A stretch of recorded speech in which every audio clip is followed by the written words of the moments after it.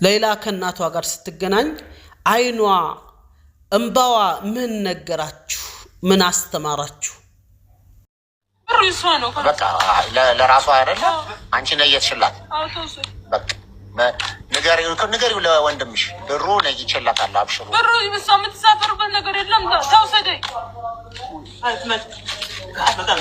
ተመቻተ የትይዛን ታምጣ የኛን ታምጣ ና እዚህ ዳቦ ይዛችኋት ነው እሷ ሳትመጣ አንበላም እያሉ አይ ንገሪ ይዛችኋት ነው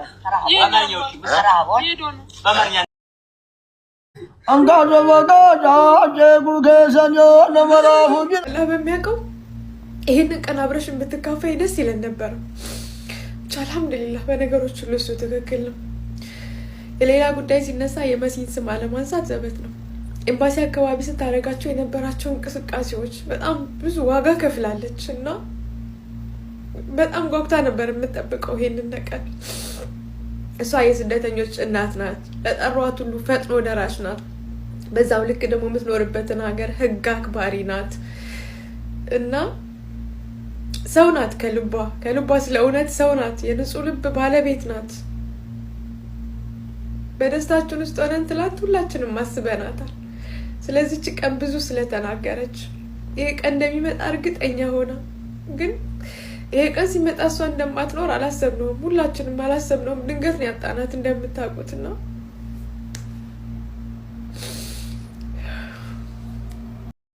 እዚህ ጋር ሌላ ኑር ሰቦ አባቷ እያጎረሷት ነው ያለው። በነገራችን ላይ በዚህ ቪዲዮ ሙሉውን ሪአክሽኑን ከመጀመሪያው እስከ መጨረሻ ያለውን ነው የምጋብዛችሁ። ቆረጥ ያርኩ ቪዲዮዎችን ጋብዛችኋለሁ። እናቷና ሌላ ሲገናኙ እንባዋ ይሄን ይመስላል። እጅግ በጣም ልብ የሚነካ ነው። እኔ የሰው ልጅ ሆኖ ፍጡር ሆኖ ይሄን እንባ ይሄን ለቅሶ ሲያይ የማያለቅስ የማይባባል ብያላምንም። እዚህ ጋር ሌላ ራሷ ተፍ እያለች እየካደመች እያስተናገደች ነው። እጅግ በጣም ደስ ይላል ማለት ነው። አሰላሙ አለይኩም ወራህመቱላሂ ወበረካቱሁ ቤተሰቦች የሀገር ልጆች ሁላችሁንም ሰላም ብያለሁ። እንደው የዚህ ስሜት እንዴት እንደሆነ ባላቅም እዛ ቦታ ላይ ሆነን ስናየው እጅግ በጣም ልብ የሚነካ ነው። ምክንያቱም የሞት ፍርድ ተፈርዶባት 14 አመት ብቻዋን ታስራ ከዛ ወጣ እንደዚህ መታል እናት አባቷን ስታስተናግድ ምን አይነት ስሜት እንደሚሰማ ራሱ ማሰብ ይከብዳል። በዚህ ቪዲዮ ሙሉ ነው የምጋብዛችሁ። አጠቃላይ ከኤርፖርት ሲቀበሯት ያለውን ቤት ውስጥ አንዳንድ ነገር ያደረጉትን ህጋማም ያለ ሁሉም አሉ። የሌላ ቲም እንደዚህ እሷን እየተጎራረሱ አብረው እየበሉ ያለበት እጅግ በጣም ማራኪ ቪዲዮ ነው ማለት ነው። ይሄን ቪዲዮ ላይክ አድርጉት። በጣም ብዙ ሚሊዮኖች ጋር እንዲደርስ አድርጉት። ደስታዋ ተደሰውት እሷም እያጎረሰች ነው ያለችው። ወላሂ ከዚህ በላይ ምን የሚያስደስት ነገር አለ? ሌላ ነው ያያችኋት አይደል? አሁን የተወሰነ እየተረጋጋች ነው ያለችው። እሷም እያጎረሰች እየተጎራረሱ እናትና ልጅ እንባቸውን አብረው እያፈሰሱ እየበሉ ነው።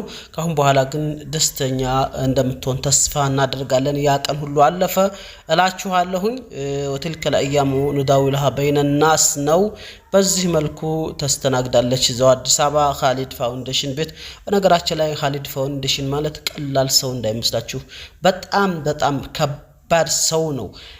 አውሮፕላን ማረፊያ ላይ ክልክል ነው። ሴኩሪቲ በጣም የተከለከለ ሁሉ ነገር አስፈቅዶ አንድ ቀን ተደርጎ የማይታወቀው ነው የተከለከለ ቦታ ድረስ ገብቶ እንዲቀርጹ ወደ ውስጥ እንዲገቡ የመንግስት ባለስልጣን ካልሆነ በስተቀር እዛ መግባት አይቻልም። እነሱ እንዲያያችሁ እንደው አንዳንድ ነገር ላውራችሁ ብዬ ነው። እና ኻሊድ ፋውንዴሽን እጅግ በጣም ያልጠበቅኩት አይነት ሰው ነው። አላህ ጀዛውን ይክፈለው። ቀንነት አለው። በዚህ ላይ ደግሞ ለሰው ልጅ ያለውን ታታሪነት ስታው በጣም ይማርካቸዋል። አላህ የተሻለ ነገር ይወፍቀው። አሁን ከእስር በቅርብ ነው የወጣው። የምታውቁት ነገር አለ ማለት ነው። ያው ብዙ በቃ ለራሷ አይደለ አንቺ ነየትሽላት በቃ ንገሪው ለወንድምሽ ብሩ ነይ ይችላታል አብሽሩ ብሩ የምትሳፈሩበት ነገር የለም ተውሰደኝ ተመቻተ የትይዛን ታምጣ የኛን ታምጣ ና እዚህ ዳቦ ይዛችኋት ነው እሷ ሳትመጣ አንበላም እያሉ አይ ንገሪ ይዛችኋት ነው አገኘኋት። እዚህ ጋር እንደምታዩት እየተገባበዙ እየጎረሱ ነው ያሉት። ዙዙ በነገራችን ላይ እስኪ በደንብ ስሟትማ። ምክንያቱም ሌላ ሲወጣ መሲ ግን ከአፈር በታይ ሆናለች። ምክንያቱም ለሌላ ደግሞ ትልቅ ዋጋ ከፍላለች። ያ ነው ዙዙን ያስለቀሳት እንደው መጀመሪያው ላይ በደንብ ያልሰማችኋት በደንብ ስሙና አስተንትኑላችሁ ወዳለሁኝ ያሳዝናል አንዳንድ ጊዜ እንደዚህ ጓደኛችሁን ስታጡት ያን ጥሩ ሰው የምትሉት በጣም ከባድ ነውና እንደዚህ እነሱ እየተገባበዙ ነው መስይዝ ኖራ ይሄን ደስታ ብታይ ብላ ነው ያለቀሰችው ልላችሁ እወዳለሁ ማለት ነው ምክንያቱም ለሷ ትልቅ ዋጋ ስለከፈለች እና ውለታ አይረሳም የሰው ልጅ ሆኖ ጓደኛችሁ አንዳንድ ክፉ ቦታ ላይ አብሮ የነበረ ደስታ ሲመጣ ስታጡት ያማል ከባድ ነው ለዛ ነው ላችኋለሁ እሺ ዙዙንን አዳምጣደሙ እኔ ራሱ መቆጣጠም በዋን ያቀው ይሄንን ቀን አብረሽን ብትካፈይ ደስ ይለን ነበር አልሐምዱሊላህ በነገሮች ሁሉ እሱ ትክክል ነው የሌላ ጉዳይ ሲነሳ የመሲን ስም አለማንሳት ዘበት ነው ኤምባሲ አካባቢ ስታረጋቸው የነበራቸው እንቅስቃሴዎች በጣም ብዙ ዋጋ ከፍላለች እና በጣም ጓጉታ ነበር የምትጠብቀው ይሄንን ነገር እሷ የስደተኞች እናት ናት ለጠሯት ሁሉ ፈጥኖ ደራሽ ናት በዛው ልክ ደግሞ የምትኖርበትን ሀገር ህግ አክባሪ ናት እና ሰው ናት ከልቧ ስለ እውነት ሰው ናት የንጹህ ልብ ባለቤት ናት በደስታችን ውስጥ ሆነን ትላት ሁላችንም ማስበናታል ስለዚህ ቀን ብዙ ስለተናገረች ይሄ ቀን እንደሚመጣ እርግጠኛ ሆና ግን ይሄ ቀን ሲመጣ እሷ እንደማትኖር አላሰብነውም ሁላችንም አላሰብነውም ድንገት ነው ያጣናት እንደምታውቁትና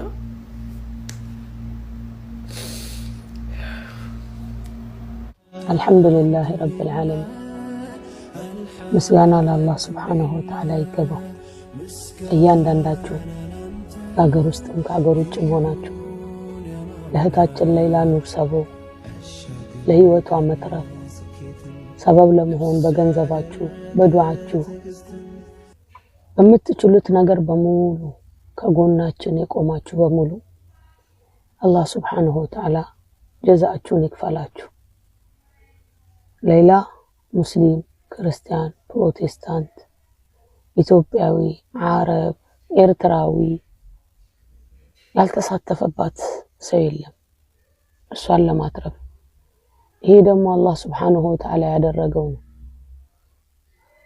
ይሄንን ማየት ምን ያህል ያስደስታል እናትና አባት ልጃቸውን እቅፋቸው ላይ ሲይዙ የኢትዮጵያ መሬት ከዛ ሁላ በላ አላህ Subhanahu Wa Ta'ala አንስቶላት ከህዝቧ ጋር መገናኘት ቀላል ነገር አይደለም ሁላችሁም አላህ Subhanahu Wa Ta'ala አጅራችሁን ይክፈላችሁ የኔ ጌታ Subhanahu Wa Ta'ala ምስጋና ይገባው አልহামዱሊላህ ረብል ዓለሚን እዚህ ላይ የተሳተፋችሁ በሙሉ የተባበራችሁ ኢትዮጵያ ኤምባሲ ውጭ ጉዳይ ሚኒስተር እኔ ማንን ጠርቼ ማንን ተዋለሁ ኢትዮጵያ ኤርላይንስ ትላንትና በላይ ህዝቡ የለፋበትን የታገለበትን ሙሉ ፕሮግራሙ ሲተላለፍ ፍቃድ ሰጥተው የለፉበትን ህዝቡ እህታችንን ስንቀበል አሳዩ ፈቅደው ሰውንም ማያመሰግን አላህን Subhanahu Wa Ta'ala ያመሰግን ማለት የተባለው እጅግ በጣም እናመሰግናችኋለን እህታችን መጨረሻውን አላህ Subhanahu Wa Ta'ala ያስተካክልላት አልহামዱሊላህ አንጋዘ ወጋዛ ጀጉ ገሰኞ ለመራሁ ቢራ ጋዲ ገሰኞ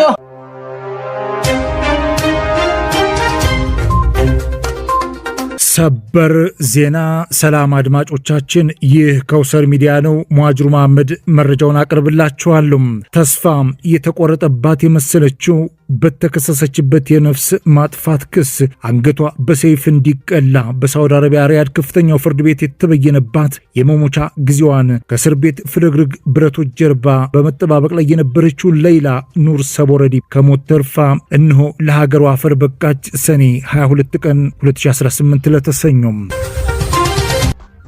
ايش اسمك ليلى من وين يا ليلى ليلى نور صبو من وين إثيوبيا ያለፉትን 13 የጭንቀት የመከራም የሰቀቀን ዓመታቶችን በሳውዲ አረቢያ ሪያድ ከባድ አስፈሪ እስር ቤቶች ውስጥ ያሳለፈችው ሌይላ ኑር ሰቦረዲ ለሀገሯ አፈር ትበቃ ዘንድ ቲም ሌይላ የተሰኘው ታዋቂ ቲክቶከሮች፣ የኪነ ጥበብ ባለሙያዎች፣ የሀገር ሽማግሌዎችና የሃይማኖት አባቶች ከፍተኛ ሚና እንደነበራቸው ታውቆ ህዝባችንም በቲም ሌይላ አስተባባሪነት የተጠየቀውን ከ2 ዓመት በፊት ነው አድማጮች በወቅቱ ምንዛሬ ከ50 ሚሊዮን የኢትዮጵያ ብር በላይ ወይም ደግሞ 2 ሚሊዮን ሪያል የካሳ ክፍያ ገንዘብ በመለገስና ጉዳዩ የሚመለከታቸው የመንግስት አካላትን በበኩላቸው ከሀገር ሳውዲ አረቢያ ጋር የዲፕሎማሲ ግንኙነታቸውን በማጥበቅና በመታተር ሌይላ ኑር ሰቦ ለሀገሯ አፈር እንድትበቃም ከፍተኛ ሚና ተጫውተዋል።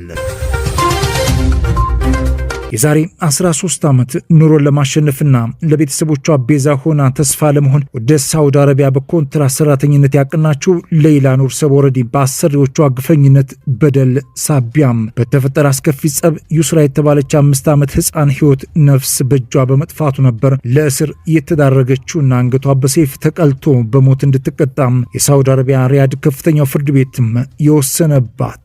አድማጮች ይህ በእንዲህ እንዳለም የሌላን ጉዳይ በቅርበት ሲከታተል የነበረው በሳውዲ አረቢያ የሪያድ ኤምባሲ ከፍርድ ቤቱና ከሌላ ከሳሾች ቤተሰቦች ባገኘው መረጃ መሰረትም የሟች ህፃን ዩስራ ቤተሰቦች ሌይላ 2 ሚሊዮን የሳውዲ አረቢያ ሪያል የነፍስ ዋጋ ክፍያ መክፈል ከቻለች በአውፉታ እንድትለቀቅ እንደሚያደርጉ የተሰማ ሲሆን ይህ ተፈጻሚ የሚሆነው በአንድ ወር ከ9 ቀናት ውስጥ ወይም በ39 ቀን ውስጥ ብቻ እንደሆነ በመታወቁ ታህሳስ 10 ቀን 2016 ከዛሬ 2 ዓመት በፊት ማለት ነው ቲም ሌይላ በይፋ ተዋቅሮ ገንዘብ የማሰባሰብ ዓለም አቀፍ ዘመቻ ተደርጎ በአጭር ቀናት ውስጥ አስፈላጊው የገንዘብ መጠን የተሟላ ቢሆንም ላለፉት 2 ዓመታት በላይ በነበሩት የቢሮክራሲው ጣውረዶች ሳቢያ ሌይላ ከስር ባለመፈታቷ በርካታ ቅሬታዎች ሲቀርቡ ቆይቶ እነሆ የአላህ Subhanahu Ta'ala ፈቃድ ሆኖም ዛሬ ሰኔ 22 2018 አስፈላጊውን የጉዞ ሰነድ አሟልታ ሌይላ ኑር ሰቦረዲ አዲስ አበባ ቦሌ አየር ማረፊያ ስትደርስ የቲም ሌይላ አባላትና ቤተሰቦቿ በተገኙበት ደማቅ አቀባበል ተደርጎላታል። أول تروح السوريا ليش أنا اشتغل شغل أقول أنا بعدين لا ما في سفر شغلي شغل مين اللي يقول لك ما في سفر؟ أول ليش تبكي أنا دائما يبكي ليش تبكي أنا أروح سوريا لا ما في سفر شغلي شغل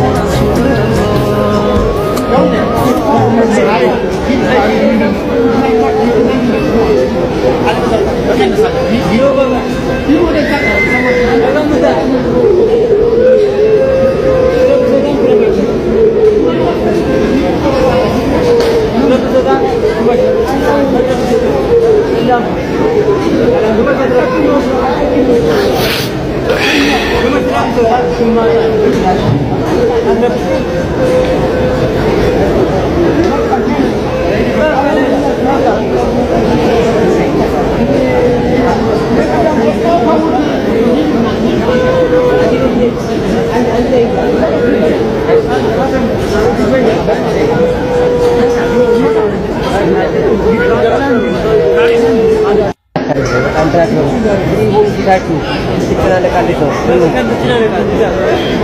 ፍሪ ሆኑ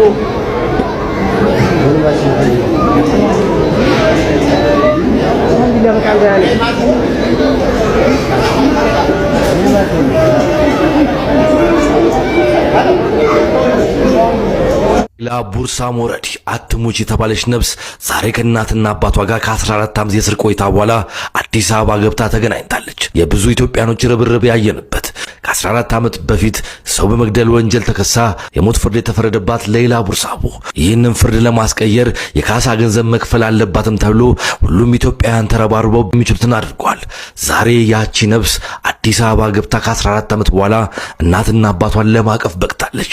ትናንት የሞት አፋፍ ላይ የነበረች ነፍስያ ተስፋ ያልነበራት እህት ዛሬ በደስታ ቤተሰቦቿን ስታገኝ ምን አይነት አጋጣሚዎች ሊኖሩ እንደሚችሉ መገመት አይከብድም። ለእህታችን ነፍስያን ለማትረፍ ሁላችሁም የተረባረባችሁ እንኳን ደስ ያላችሁ። ዛሬ ኢትዮጵያ መግባቷም ተሰምቷል። ይህ የሚኖር ህይወት ነው።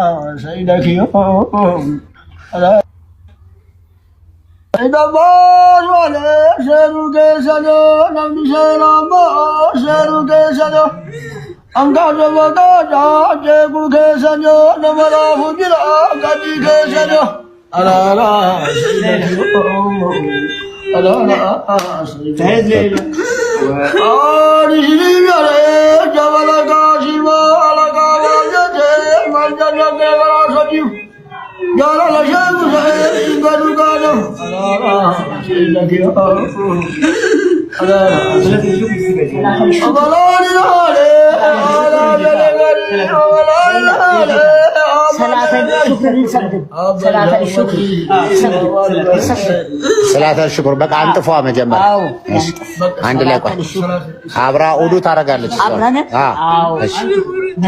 እሺ ሰላተል ሽኩር እንስገድ።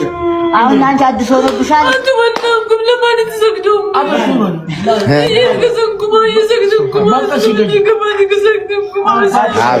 አብሽር ያ አላህ አምነዋለሁና ቻልኩት የቀንምጡ። ውድ ቤተሰቦቼ ስሜቱን መቆጣጠር ራሱ በጣም ከባድ ነው። እርግጠኛ እስኪ እናንተ እዚህ ቦታ ላይ ብትሆኑ የሚሰማችሁን ስሜት አሳውቁኝ። አስባችሁታል? ከሞት ሰው እኩል ነበረች፣ ዛሬ ነገ ትሞታለች እያሉ የሞት ፍርዷን ሲጠባበቁ የነበሩ አላህ መሻቱ ሆኖ የአላህ ፍላጎት ሆኖ ዛሬ አይናቸውን በአይናቸው አዩ። ዛሬ ለዚህ ትልቅ ስኬት ደረሱ። በማን እርዳታ? በአላህ ሱብሓነሁ ወተዓላ እርዳታ። እናንተስ ምን ተሰማችሁ? እዚህ ቪዲዮ ላይ ደው ምን ተሰማችሁ? እስኪ የተሰማችሁትን እንድትነግሩላችሁ ወዳለሁኝ። ቪዲዮ ላይክ አድርጉት፣ ሼር አድርጉ። አሁንም ደግሞ ያለውን ሪአክሽን አብረን የምናይ ይሆናል። ሙሉ ነው የምታዩት ማለት ነው።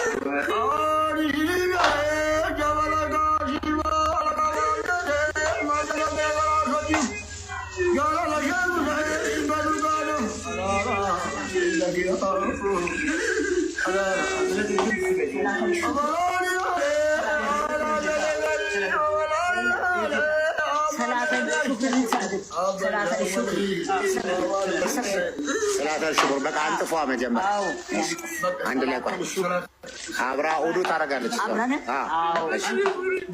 እሺ ሰላተል ሽኩር እንስገድ። አሁን አንቺ አዲስ ሆኖብሻል። አትወጣም ለማለት ተሰግደው